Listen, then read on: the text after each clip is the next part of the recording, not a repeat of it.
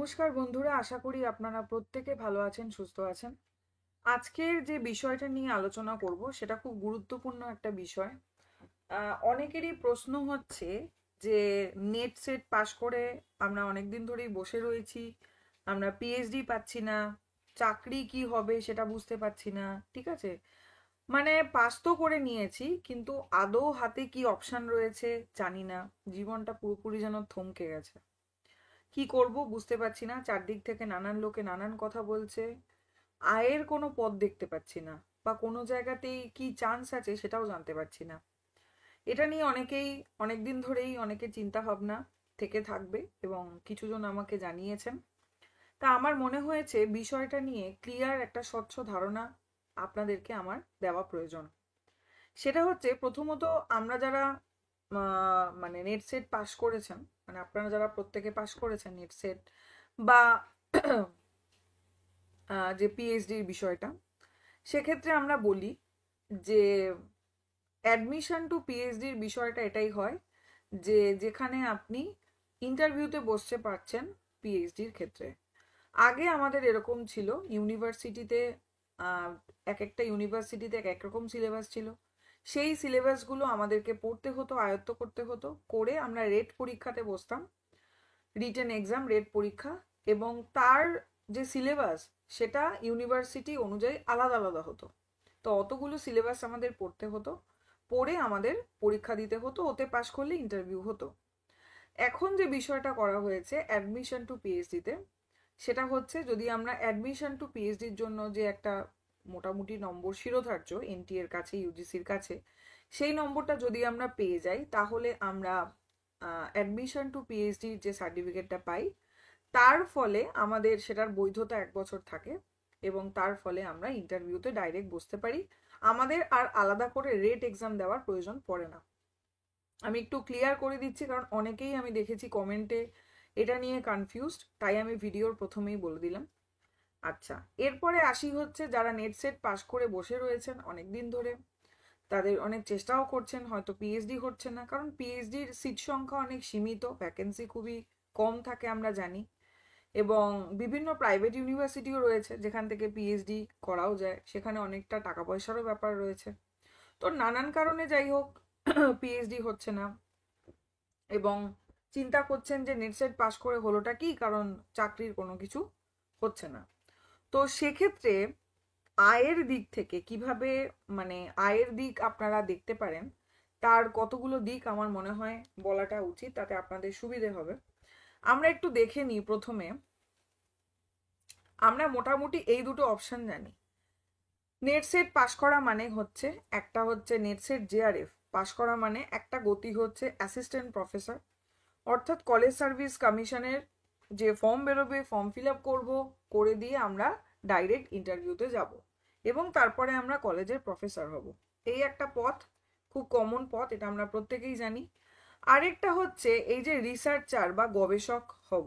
ঠিক আছে, জেআরএফ পেলে অবশ্যই আমাদের রিসার্চার বা গবেষকের দিকে যাওয়াটা উচিত, এই কারণেই কারণ জেআরএফ এর যে টাকাটা সেটা ততদিন আমরা পাবো না যতদিন আমরা গবেষণা শুরু করছি। নেটের ক্ষেত্রেও তাই, নেটের ক্ষেত্রে অ্যামাউন্টটা কম এবং জিআরএফ এর ক্ষেত্রে অ্যামাউন্টটা বেশি। সেটা নিয়ে আমি একটু বলে দেব, তার আগে বলি এই দুটো সম্পর্কে আমাদের ধারণা রয়েছে, কিন্তু এর বাদেও কিন্তু আরো কিছু রাস্তা রয়েছে যেগুলো আমরা ভাবতে পারি, তার কিছু ধারণা আমি আপনাদের দিতে পারি। বাকিটা আপনারা জানেন কি করবেন। সেটা হচ্ছে জেআরএফ যারা প্রার্থী, তাদের কর্মজীবনে কি কি হতে পারে দেখুন। নেট জেআরএফ ক্লিয়ার করার পরে যে প্রার্থীরা রিসার্চ স্কলার হতে চান, তার একটা উপযুক্ত কি হবে, গবেষণা ক্ষেত্র বেছে নিতে পারেন এবং পিএইচডির জন্য বিশ্ববিদ্যালয়ে আবেদন করতে পারেন। এটা তো আমরা জানি প্রথম অপশন আমাদের জেআরএফ এর পরই। নেক্সট হচ্ছে কি, এছাড়া বিজ্ঞান বিভাগের যে সমস্ত প্রার্থীরা রয়েছেন তারা ডিআরডিও, আইসিএমআর এবং এসইআরবি, আইসিএআর এর যে পরীক্ষাগারগুলো রয়েছে সেখানে চাকরি পেতে পারেন, কারণ এখান থেকেও অনেক কি বলবো, মানে জব ইন্টারভিউ দেয় অনেকে এবং অনেকেই পায়। নেক্সট হচ্ছে প্রার্থীরা বিভিন্ন জায়গায় পড়ানোর চেষ্টা করতে পারেন, এটা তো খুব নর্মাল, যে কোনো জায়গায় পড়াতে পারেন যতদিন না আপনারা কিছু করছেন। ঠিক আছে, কোনো কোচিংয়ে পড়াতে পারেন, নিজেরা যে কোনোভাবে অনলাইন কোচিং করাতে পারেন, এভাবেও করতে পারেন। যতটা আপনারা শিখেছেন, যতটা জানেন, তার বেসিসে অন্যকে জানাতে পারেন, এটাই সুবিধা।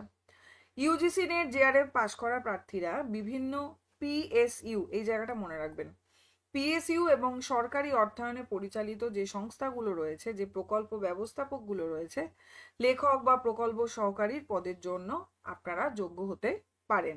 ঠিক আছে, নেক্সট একটা বিষয় আমি একটু বলে দিই এই জায়গাটা, সেটা হচ্ছে জেআরএফ এবং এসআরএফ। জেআরএফ এবং এসআরএফ জায়গাটা অনেকেই গুলিয়ে ফেলেন বা বোঝেন না। জেআরএফ আমরা জানি যে জুনিয়র রিসার্চ ফেলোশিপ, এক্ষেত্রে প্রথম 2 বছরে মোটামুটি স্টাইপেন্ড হচ্ছে 35,000, অর্থাৎ 35,000 টাকা। এর কিছু বেশি কমও হতে পারে, সম্ভবত এখন আরো স্যালারি মানে ইয়েটা বেড়েছে। আর তারপরে পরবর্তী 3 বছরে হচ্ছে 42,000 টাকার স্টাইপেন্ড পাবেন। আচ্ছা, এবার জেআরএফ এর যে টাকাটা তখনই চালু হবে যখন আপনি গবেষণার কাজটা শুরু করবেন, তাই তো? যারা জেআরএফ এর যোগ্যতা অর্জন করছেন তারা যখন পিএইচডি তে অ্যাডমিশন নেবেন এবং আপনাদের গবেষণার কাজ শুরু হবে, মোটামুটি তখন থেকেই আপনারা এটা পাবেন। এবং তারপরে এসআরএফ, মোটামুটি আমরা জানি যে আমাদের পিএইচডি 3 থেকে 5 বছর মোটামুটি ধরা হয়। জেআরএফ এর টাকাটা মোটামুটি আপনি 3 বছর তো একটা সময় পাচ্ছেনই। এর পরবর্তী সময় যেটা এসআরএফ, অর্থাৎ এসআরএফ বিষয়টা হচ্ছে সিনিয়র রিসার্চ ফেলোশিপ। এটা হচ্ছে প্রচারমূলক পদ বা আপনার যে কি বলবো পর্যালোচনা কমিটি যে রয়েছে আপনার কাজের ওপর ভিত্তি করে আপনাকে সেই পদের জন্য সুপারিশ করতে পারে। সেক্ষেত্রে কিন্তু 3 বছরে আপনার স্টাইপেন্ড হয়ে যাবে 42,000 টাকা বা 42,000। ঠিক আছে, এটা একটু আমাকে জানতে চেয়েছিলেন 2-1 জন, তাই আমি এখানে বলে দিলাম। নেক্সট যে বিষয়টা, সেটা হচ্ছে যারা নেট পাচ্ছেন, নেট এলএস মানে লেকচারশিপ যেটা নেটের, সেটা পাচ্ছেন, সেখানে ইউজিসি নেট ক্লিয়ার করেছেন এরকম তারা সহকারী অধ্যাপক হতে পারেন। অর্থাৎ বিভিন্ন কলেজে কিন্তু আমরা দেখতে পারি যে জব রিলেটেড বিভিন্ন নোটিশ দেওয়া হয়। তারপরে যদি আপনাদের বিএড বা এমএড করা থাকে তাহলে বিভিন্ন বিএড কলেজে সেটা থাকে। তারপরে হচ্ছে গেস্ট লেকচারার হিসেবে থাকে। এরকম অনেক জবের নোটিশ কিন্তু আমি অলরেডি পোস্ট করেছি আমার ইউটিউব চ্যানেলে, পোস্টে গিয়ে দেখতে পাবেন। এবং তাছাড়াও কিন্তু যখনই আমি জানতে পারি আমি পোস্ট করি। ঠিক আছে, তো এই পোস্টগুলো একটু খেয়াল করবেন, এগুলো একটু দেখবেন। সহকারী অধ্যাপক লেকচারশিপ হিসাবে কিন্তু এই জায়গাগুলো থাকে, যেটা কিন্তু কলেজ সার্ভিস কমিশনে মাধ্যমে আপনার হচ্ছে না, কিন্তু সাইড বাই সাইড যেমন ধরুন রামকৃষ্ণ মিশন বা এই ধরনের যে জায়গাগুলো রয়েছে বা বিভিন্ন প্রাইভেট ইউনিভার্সিটি রয়েছে যারা নিজেরা রিক্রুট করে, ঠিক আছে, এইরকম প্রচুর ইউনিভার্সিটি রয়েছে যেগুলো একটু খোঁজ নিয়ে দেখবেন। তাদের কিন্তু প্রচুর পদ থাকে বাংলা, ইতিহাস, ভূগোল ইত্যাদি নানান বিষয়ের জন্য, যেখানে টিচার তাদের প্রয়োজন পড়ে এবং তারা সময় বেসিসে সেটা তাদের ওয়েবসাইটে দেয় বা কোনো পেপারে দেয়। ঠিক আছে, এইগুলো একটু খেয়াল করবেন। একজন সহকারী অধ্যাপকের মোটামুটি বেতন মানে 25,000 থেকে 40,000 পর্যন্ত হবে। ঠিক আছে, সেটা অবশ্যই আপনার অভিজ্ঞতার উপর নির্ভর করছে, আপনি আগে কতটা মানে অভিজ্ঞ, কতগুলো জায়গায় পড়িয়েছেন, কত বছর পড়িয়েছেন, এই সমস্ত দিকগুলো বিচার করে স্যালারি একটা স্ট্রাকচার গঠন করা হয়। নেক্সট হচ্ছে যোগ্য প্রার্থীরা পার্ট টাইম লেকচার হিসাবে যোগ দিতে পারেন অথবা তারা ফ্যাকাল্টি হিসেবে যোগ দিতে পারেন। ইউজিসি নেট পরীক্ষার জন্য প্রস্তুতি নেওয়া হয়। আচ্ছা, আমরা যে স্যাক টিচার দেখে থাকি সেই স্যাক টিচারদের মধ্যেও আমরা এরকম অনেককে দেখি যারা নেট সেট কোয়ালিফাইড রয়েছেন। এখন যদিও স্যাক টিচার কোনোভাবেই নেওয়া হচ্ছে না, মানে করা হচ্ছে না, এটা তো গেস্ট লেকচারার থেকে এই মানে পদ বলি যাই বলি সেটা দেওয়া হয়েছে, কিন্তু এখন কিন্তু আর সেই বিষয়টা কিন্তু মোটামুটি দেখা যাচ্ছে না বা হচ্ছে না। যাই হোক, স্যাক টিচাররাও কিন্তু অনেক সময় অনেকেই আছে নেট সেট কোয়ালিফাইড বা অনেক এরকম আছেন তার কোনোটাই নেই, কিন্তু বহু বছর ধরে তারা গেস্ট লেকচারার হিসেবে ছিলেন, এখন তারা সেই পদটা পেয়েছেন, এরকম একটা ব্যাপার রয়েছে। আচ্ছা, নেক্সট হচ্ছে এছাড়া এগুলো আমি লেখক, সম্পাদক, ল্যাব প্রশিক্ষক, গেস্ট ফ্যাকাল্টি, পরামর্শদাতা, টিউটার ইত্যাদি তো হতেই পারেন। এই জায়গাটা দেখার কথা বলবো যেটা হচ্ছে পিএসইউ, যেটা আমি বলছি। পিএসইউ আপনারা দেখবেন সেখানে এই যে আমি যে লিঙ্কগুলো যেগুলো দিয়েছি এই সমস্ত জায়গায় মোটামুটি আপনি যদি নেট কোয়ালিফাই থাকেন বা জেআরএফ কোয়ালিফাই থাকেন, এই যে লেখা রয়েছে না http://www.bhail.com, এই সমস্ত জায়গা থেকে অনেক সময় জবের অফার মানে অফার কি বলবো মানে জবের নোটিশ থাকে, এখানে দেখতে পারেন। এই সমস্ত ওয়েবসাইটগুলোতে আপনারা যদি যান তাহলে সেই সংক্রান্ত বিষয়গুলো একবার দেখে নিতে পারেন, ঠিক আছে। নেক্সট হচ্ছে নেট যোগ্য প্রার্থীদের কিছু গুরুত্বপূর্ণ, যেমন ধরুন পিএসইউর আন্ডারে, যেটা আমি বললাম একটু আগেই যে ওয়েবসাইটগুলো দেখালাম, সেখানে যেটা হয় যে শিক্ষা ও প্রশিক্ষণের ক্ষেত্রে হয়, মানব সম্পদের ক্ষেত্রে হয়, গবেষণা উন্নয়নের ক্ষেত্রে হয়। ধরুন আপনি জেআরএফ করেছেন, আপনি একজন গবেষণার পার্শ্ব শিক্ষক হিসেবেও আপনাকে অনেক সময় নেওয়া হতে পারে। কর্পোরেট কমিউনিকেশন হিসেবে নেওয়া হতে পারে, তারপরে কারিগরি ইউনিট, প্রকল্প ব্যবস্থা, অর্থনীতি, নীতি পরিকল্পনা ইত্যাদি নানান বিষয়গুলোর ক্ষেত্রে কিন্তু নেওয়া হতে পারে, ঠিক আছে। নেক্সট যে বিষয়টা, যে ইউজিসির যে জব পোর্টালের ব্যাপারটা, এই জায়গাটা একটু বলি। ইউজিসিতে গিয়ে ইউজিসির অফিসিয়াল ওয়েবসাইট বা জব পোর্টাল বলে সার্চ করে দেখবেন, সেখানে কি রয়েছে, যে ইউজিসির এই যে পোর্টাল রয়েছে সেখানে নেটসেট পিএইচডি যে যোগ্য প্রার্থীরা রয়েছে তাদের যে প্রাসঙ্গিক নথি রয়েছে সেগুলো দিয়ে রেজিস্টার করতে পারে। মানে এটা অনেকটা আমি কি বলবো, আমরা মানে আগে এটা খুব হতো, এখন যদিও কমে গেছে, এমপ্লয়মেন্ট এক্সচেঞ্জে কার্ড করা হতো। তো সেই সময় মানে শোনা গেছে যে সেই কার্ড মোটামুটি 10 বছর পর বা 3 বছর পর পর রিনিউ করতে হতো, এবং একটা অফিসে গিয়ে করতে হতো সল্টলেকে, এটা আমার শোনা কথা, ঠিক আছে। এবং সেখান থেকে কিন্তু চাকরির অফার আসতো।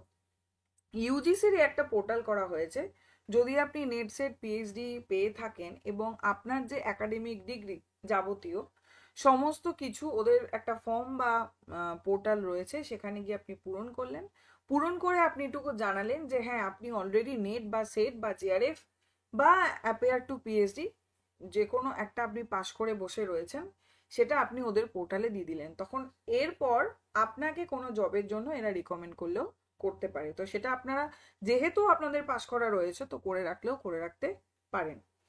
এই নানান দিকগুলো কিন্তু মোটামুটি রয়েছে, এগুলো অনেকেই হয়তো জানেন না। তো মোটামুটি মূল কথা জানেন, হয় কলেজ সার্ভিস কমিশনের অ্যাসিস্ট্যান্ট প্রফেসর বা রিসার্চার।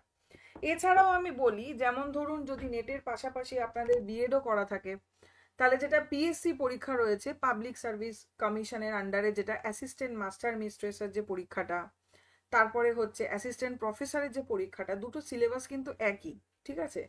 তো এই সিলেবাসটা যদি আপনি রপ্ত করতে পারেন তাহলে কিন্তু আপনি এই যে কি বলবো সেন্ট্রালের যে স্কুলগুলো রয়েছে সেই স্কুলগুলোর জন্য আপনি সেই পরীক্ষাটায় বসছেন, এবং আপনি কলেজের জন্যও পাচ্ছেন, ঠিক আছে, যদি আপনার সাইড বাই সাইড বিএড থাকে বা side by side BEd MEd থাকলে আমি তো বললামই যে কোনো বিএড কলেজের জন্য দেখতে পারেন। অনেক ভালো ভালো বিএড কলেজ রয়েছে যেখানে মোটামুটি ভালোই স্যালারি দেওয়া হয়, সেখানে দেখতে পারেন। এছাড়া অন্যান্য কলেজে গেস্ট লেকচারার, এগুলো তো টুকিটাকি বিষয় রয়েইছে। তো এগুলো মোটামুটি, তবে কি এগুলোর জন্য একটু খোঁজ রাখতে হবে, একটু ওয়াকিবহল থাকতে হবে যে কোথায় কোথায় ফর্ম ফিল আপ হচ্ছে, কোন কোন জায়গায় ভ্যাকেন্সি রয়েছে, সেখানে সেখানে ইন্টারভিউ দিতে হবে। তো এই কাজগুলো করতে হবে। তো এই হচ্ছে মূল বিষয়। মোটামুটি আমার মনে হয় এইটুকু ধারণা প্রত্যেকে জেনে রাখা প্রয়োজন, অন্তত যারা নেট সেট পাস করে বসে রয়েছেন। তো তার জন্য আমার মনে হলো কিছুটা বললে হয়তো আপনাদের হেল্প হলেও হতে পারে। তা যাই হোক, এই সংক্রান্ত যদি কোনো প্রশ্ন থাকে অবশ্যই জিজ্ঞেস করতে পারেন। আর যে লিঙ্কগুলো আমি দিলাম ওগুলো কিন্তু আপনাদেরকে নিজেদেরকে গিয়ে দেখতে হবে যে ওখানে আদৌ এখন ভ্যাকেন্সি কি চলছে বা কবে ভ্যাকেন্সি আসবে ইত্যাদি বিষয়গুলো, ঠিক আছে। আর আপনারা চেষ্টা করবেন ইউজিসির পোর্টালে আপনাদের যারা নেট সেট ইত্যাদি পাস করে বসে রয়েছেন নাম নথিভুক্ত করে দিতে, কারণ কখন কিভাবে কি হবে আপনি নিজেও জানেন না। যাই হোক, আর প্রত্যেকে ভালো থাকুন, সুস্থ থাকুন এবং পড়াশুনো করতে থাকুন। আর অবশ্যই এই ক্লাসটা খুব ইম্পর্টেন্ট বলে আমার মনে হয়, কারণ কোনো একটা উদ্দেশ্য আমাদের না থাকলে, এবং উদ্দেশ্যটা আমরা কেন নেট সেট পড়বো এই বিষয়টা, আমরা কোন দিকে যেতে চলেছি বা কেন আমরা যাব, এই বিষয়টা একটু ক্লিয়ার থাকাটা প্রয়োজন। চাকরির জায়গাটাও ক্লিয়ার থাকাটা প্রয়োজন, কতটা অ্যামাউন্টের স্যালারি পেতে পারি, বা কি বলে ফেলোশিপ পেলেও সেটা কত অ্যামাউন্টে হতে পারে, এই যাবতীয় বিষয়গুলো সম্পর্কে কিছুটা আইডিয়া আমি দেওয়ার চেষ্টা করেছি। যাই হোক, আশা করি আপনারা বুঝতে পেরেছেন। ক্লাসটা ভালো লাগলে অবশ্যই লাইক করবেন, বন্ধুদের সাথে শেয়ার করবেন এবং অবশ্যই সাবস্ক্রাইব করবেন, তাহলে যে কোনো ভিডিও আপনার কাছে সবার আগে পৌঁছে যাবে। আজকে এ পর্যন্তই। ধন্যবাদ সকলকে।